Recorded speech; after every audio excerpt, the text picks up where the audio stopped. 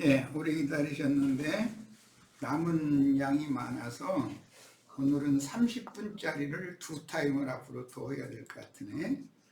예, 자, 이어갑니다. 데살로니가전서 4장 17절. 예, 그 후에 우리 살아남은 자들도 이미 주 안에서 자는 자들 얘기가 앞에 나왔어요. 그 후에는 우리 살아남은 자들도 그들과 이미 주 안에서 자다가 일어나서 공중 구름 속으로 끌어올려 갈 자들, 그들과 함께 구름 속으로 끌어올려, 여기 끌어올려라는 말은 이제 영문으로 caught-up이라고 그랬는데 이게 캐치, 이거 뭐 붙잡는다 이제 그런 뜻이죠. 위에서 붙든다 이제 그런 뜻이죠. 공중에서 주를 영접하게 하시리니 그리하여 우리가 항상 주와 함께 있으리라 그랬어요. 그러므로 주의 강림이나 성도의 휴거라는 용어는 물질적인 공간을 이동하는 것을 의미하는 말이 절대로 아니다. 지상세계에서 뭐 천상세계 어디로 간다 그런 얘기가 아니다. 저쪽에서 여기를 보면 여기도 하늘이에요. 이것을 기본적으로 이해하고 계셔야 돼요.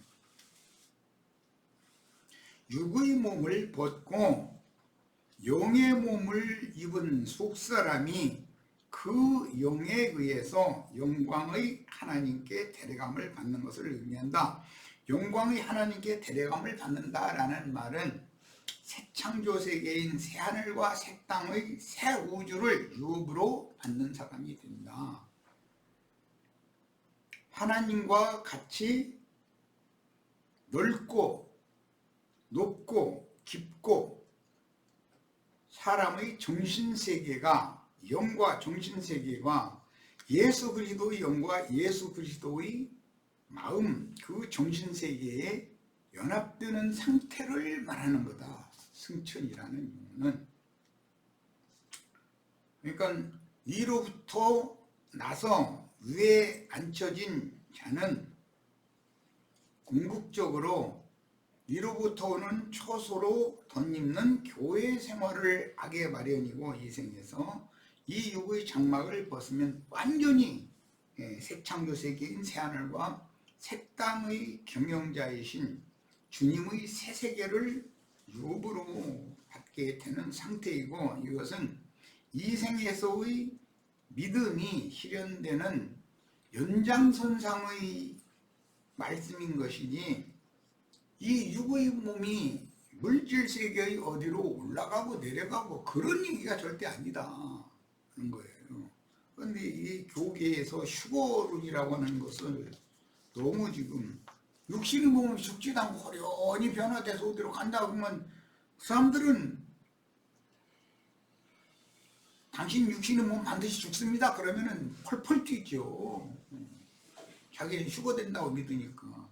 그런데 2000년 동안 그런 기독교계의 로마교가 개발을 해서 그 짓을 유포시킨 그런 교리를 2000년 동안 매 세대마다 다 믿고 기다렸어요. 그런데 하나나 육신의 몸이 죽지도 않고 호련히 변화돼서 휴거된 사람 있어요? 그런데도 여전히 이 세대에 또 그렇게 여전히 믿어. 다른 사람들은 그렇게 안 됐을지라도 자기는 그렇게 된다고 믿는데, 이게 참 귀신장난도 참 대단한 귀신장난이죠. 그들은 믿음의 세계라는 것, 영계라고 하는 것, 주님의 새 세계라고 하는 것이 무엇을 의미하는지에 대해서 이해가 전혀 없다 이거예요. 예수님의 신앙 양심과 예수님의 정신세계에 나의 신앙 양심과 나의 정신세계가 일치되는 것을 의미한다 이런 말이에요. 자, 하늘의 하나님께로 이끌리고 올려지는 것은 시간과 공간에 제한을 받는 이 육신의 몸이 아니고 자신의 자아의식인 하나님의 숨으로 티끌 그릇 속에 지어주신 속그릇이 온전한 구원을 이루어서 영과 혼과 몸이, 그 몸은 영의 몸을 입은 상태예요. 입고 새 하늘과 새 땅, 새 우주, 만유이신 그리스도와 연합되어져서 그리스도의 새 세계를 유업으로 받는 그런 온전한 구원이 되어지는 것, 이것이 궁극적으로 우리 살아남은 자들도 앞선 주 안에서 자던 성도들과 함께 구름 속으로 끌어올려져서 공중에서 주를 영접하게 하신다라는 말씀의 의미다는 거예요.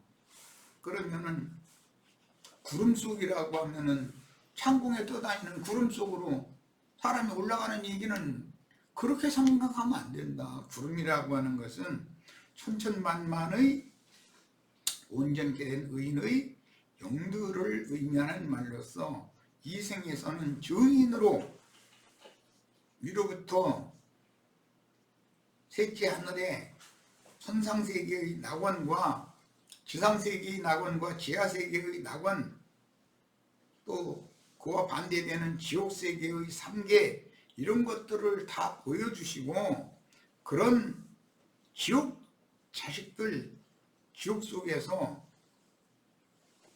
극락의 하나님이신 예수 그리스도 안으로 불러내는 하나님의 사역을 위해서 뭔가 보고 들은 것이 있어야 나가서 전도를 할 거 아니겠어요. 그런 위임을 맡은 종들이 이 생에서는 유다서에 보면 이제 목자들이라고 그러는데, 어떤 목자는 물이 없는 구름이고 어떤 목자는 모세의 글 신명기 32장에 보면 비를 내리는 구름이잖아요. 그런 표현이라는 거예요. 성경이 의미하는 의미는. 이게 물질 세계 어디를 자꾸 이렇게 혼동해서 생각하면 안 된다. 하늘의 하나님께로 이끌리고 올려지는 것은 시간과 공간의 제한을 받는 이 육신의 몸이 절대로 아닙니다. 자신의 자아의식인 혼생명이 성령과 연합된 심령 안에서 극락의 하나님, 극치의 기쁨, 이게 환희, 열광, 그런 뜻이에요. 그분 안으로 들어가는 것이며 그리스도의 영과 혼에 완전하게 연합되는 상태를 의미하는 것입니다. 그래서 히브리인들의 신앙의 특징은 그들의 하나님 여호와가 택한 백성들인 이스라엘의 영원한 거처라고 믿는 거예요. 하나님 자신 안에 돌아가는 것을 말하는 거예요.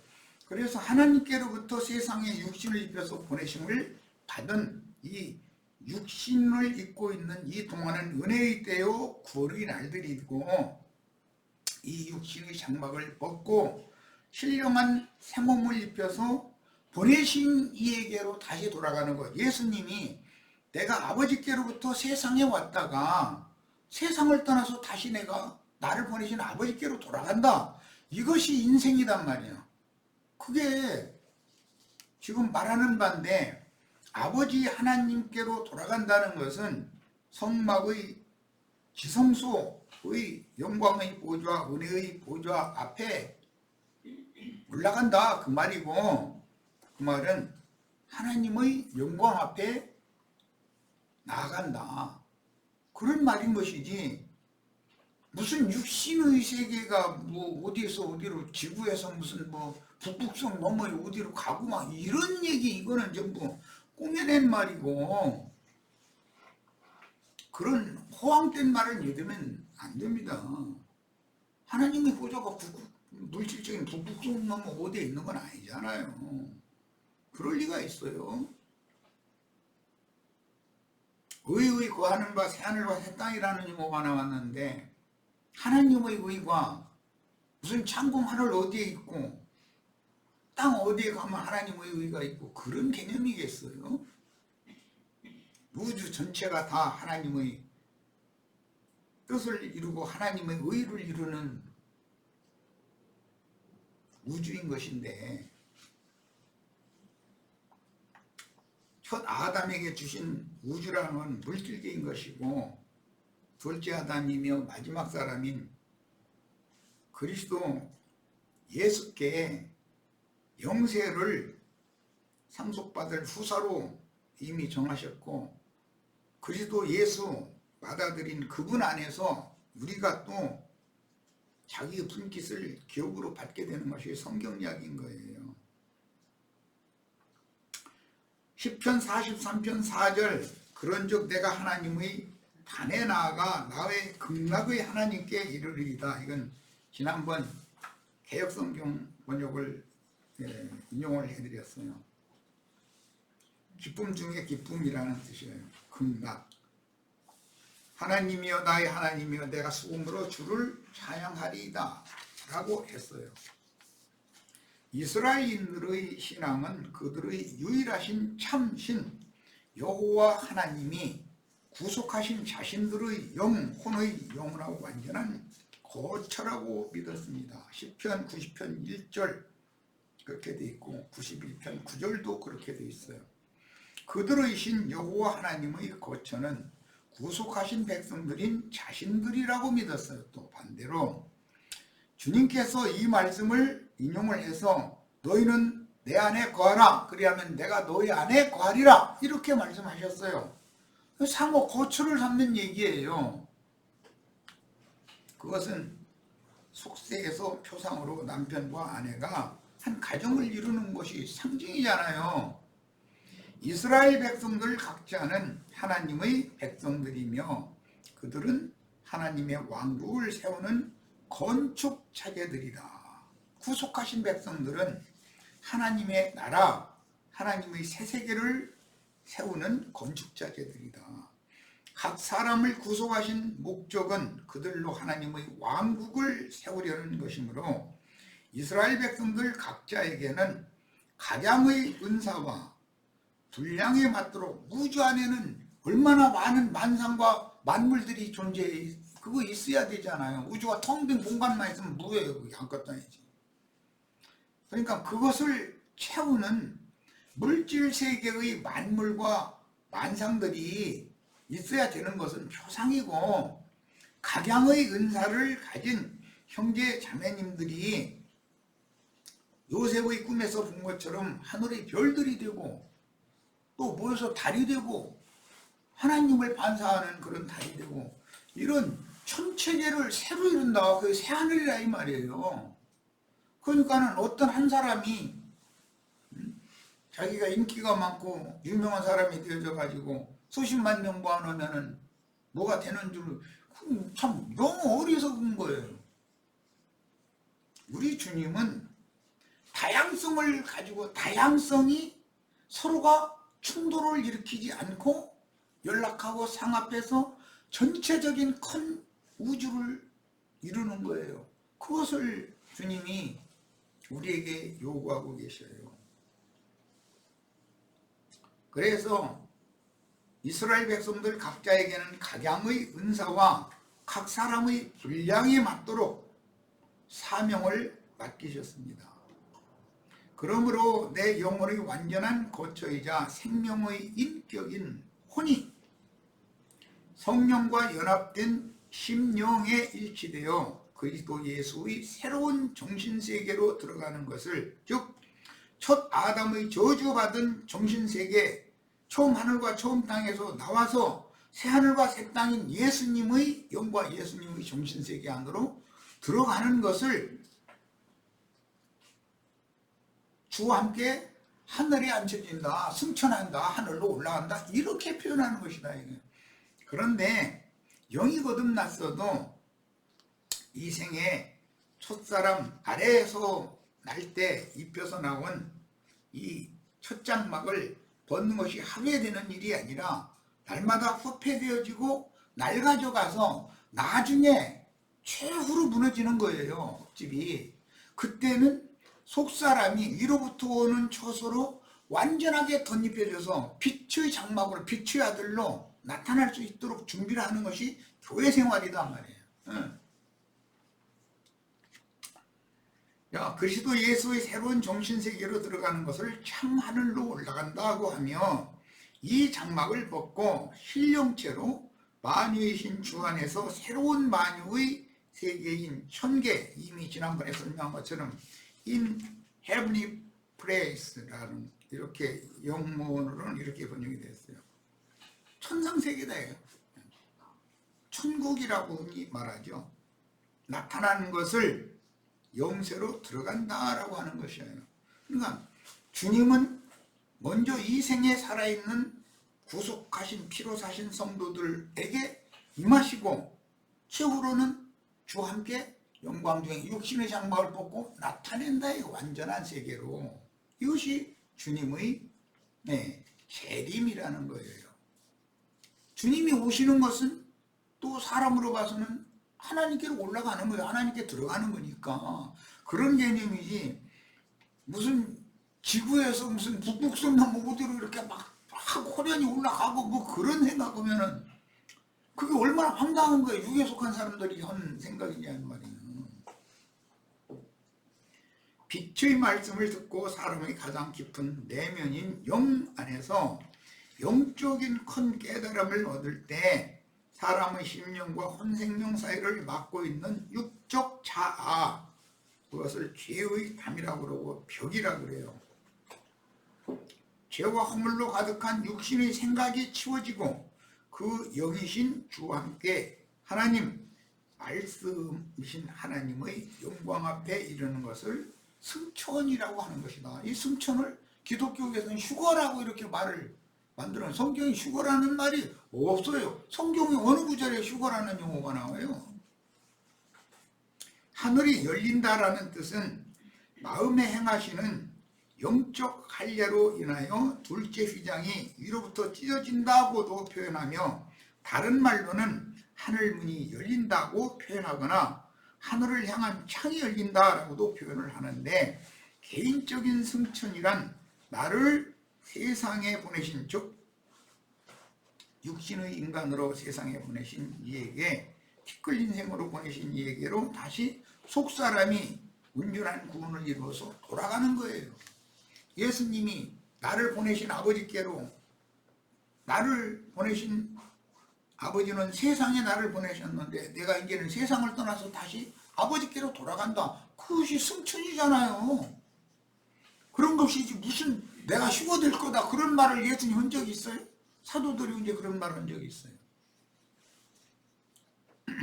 진리의 말씀이 영으로 깨달아져서 마음의 확정됨으로 믿어져서 살려주는 영으로 자신의 영이 살리심을 받으면 성령으로 영이 거듭난다고 하거나 중생의 씻음과 성령의 새롭게 하심을 받았다라고 하며 진리의 말씀으로 나아져서 하나님의 아들이 되었다, 또는 하나님은 빛이시기 때문에 빛의 자녀가 되었다라고도 표현을 합니다.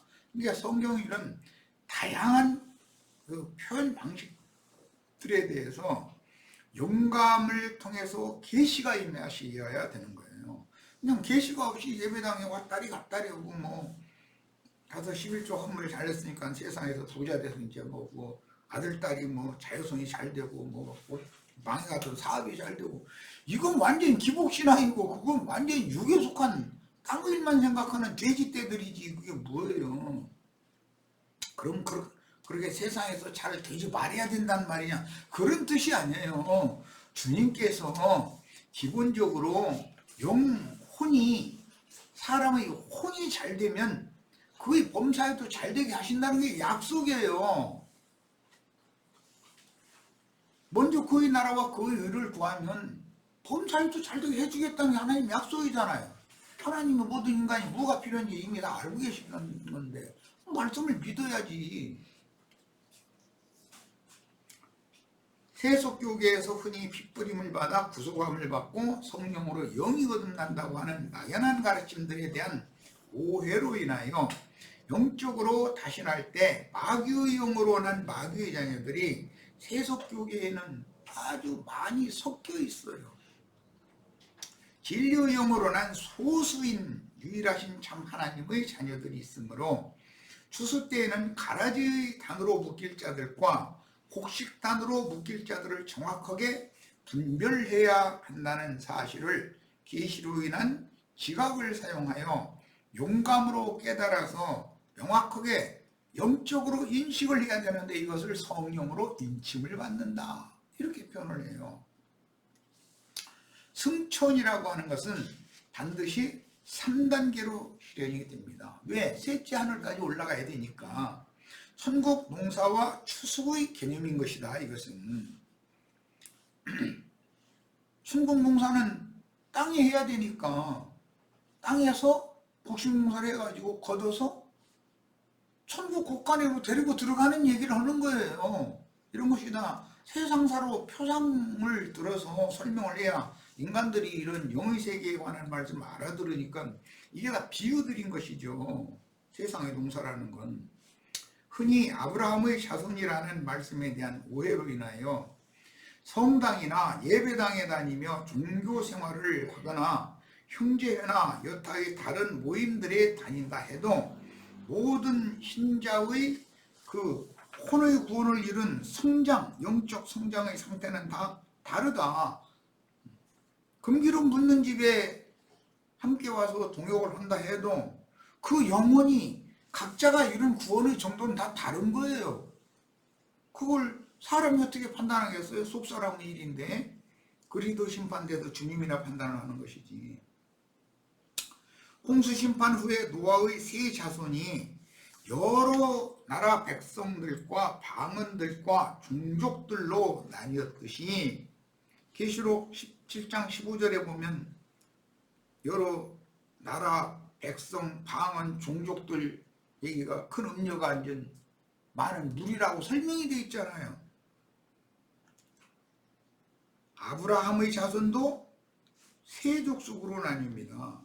노아만 세 족속으로 나오는 게 아니죠.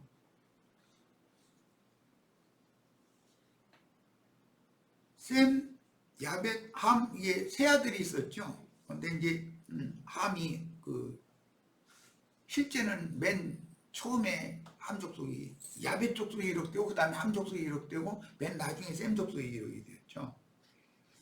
창세기 10장에 보면 저주를 받은 육적인 신자들과 항상 양다리를 걸치는 혼적인 신앙을 끝내버리지 못하는 신자들과 하늘로부터 나서 하늘에 앉혀진 신앙으로 출발하여 장성하게 자라서 하늘에 기록된 장자들의 교회에서 정상적인 양육을 받다가 아브라함의 믿음의 자취를 쫓는 믿음의 증인들을 위해서 하늘에 예비하신 한 성에 들어가는 이기는 자들이 분명하게 구분이 됩니다. 추수를 할 때는 반드시 세 부류로 이게 추수가 되어 있다는 거예요. 이기는 자들, 알곡은 아직 되지 못한, 영혼이 올리지 못한 신자들, 완전히 가라지 자식들, 가라지 단에 묶일 자들, 똑같이 믿는다고 그러는데 세 부류로 딱 나누는 거예요. 위로부터 나서 주와 함께 위에 앉혀진 바 되어 위의 것을 추구하다가 위에 계신 주님의 낙원으로 돌아갈 이기는 자들의 신앙적인 특징은 항상 살아서 역사하시는 하나님의 말씀으로 혼적인 것들과 영적인 것들을 명확하게 분별할 줄을 아는 사람이 되는 거예요. 이건 장성한 자가 됐다는, 청년 이상이 됐다는 것이죠.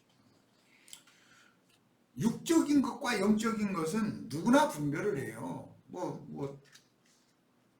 강도질을 해서 산다든지, 지나가던 이쁜 여자가 있다 해가지고서 강제를 힘으로 끌어다가 강간한다든지, 그건 육적인 거니까 세상 사람도 그런 짓 하면 안 된다 그러지, 그거 해야 된다는 사람 어디가 있어요? 만약 예배당 목사가 그걸 하라고 만약 격려한다 그러면은 그 예배당 문 닫는 얘기지. 그런데 그것은 다 구별해요. 그런데 더 중요한 것은 혼취하는 잔을 마셔가지고 다른 교리를 살짝 섞은 가라지씨가 덧뿌려진 말씀에 의해서 사람이 세상적인 사람이면서 영적인 사람인 채 하는, 이것을 구분을 해야 된다 이거예요. 이것은 영적인 문제하고 혼적인 문제의 구분이기 때문에 이건 굉장히 난해한 문제이죠. 이들은 감추어진 소수인물이며 빛을 찾아서 동방으로 갔던 욕단의 후손들, 셈의 후예 중에 욕단의 후예가 나오죠. 창세기 10장에 보면 뒤에 아브라함의 후처 그두라가 낳은 아들들 중에서 마지막 추수와 새 시대가 열리게 될 것입니다.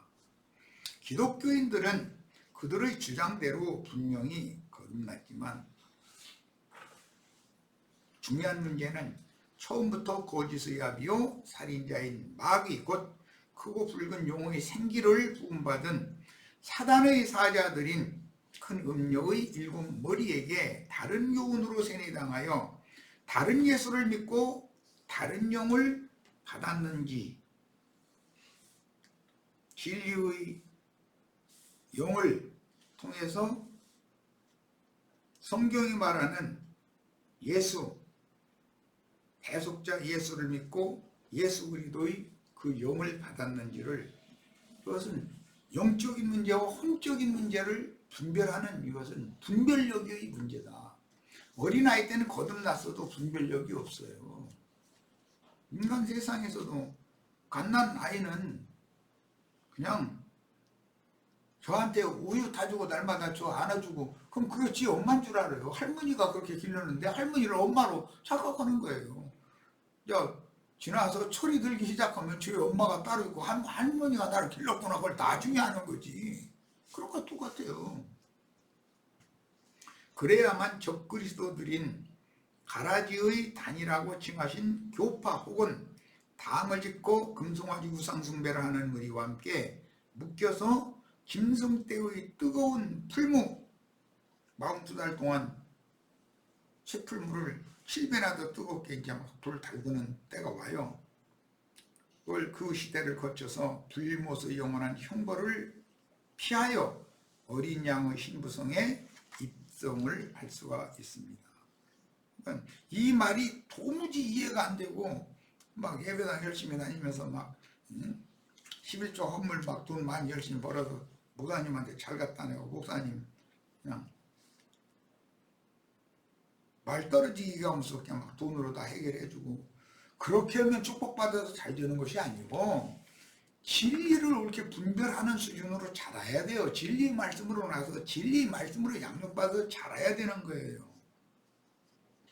그러므로 진리의 말씀으로 새로 지으심을 받은 새로운 피조물로 거듭나기 위해서는 필연적으로 자아라고 하는 벽인 육신의 생각을 상징하는 둘째 휘장이 위로부터 찢어지므로, 이 굉장히 유명한 이 담벼락 벽이라고 그러는데 뭐 말이 안 통하는 사람은 뭐 벽창호라고 그러잖아요. 벽이란 말이야.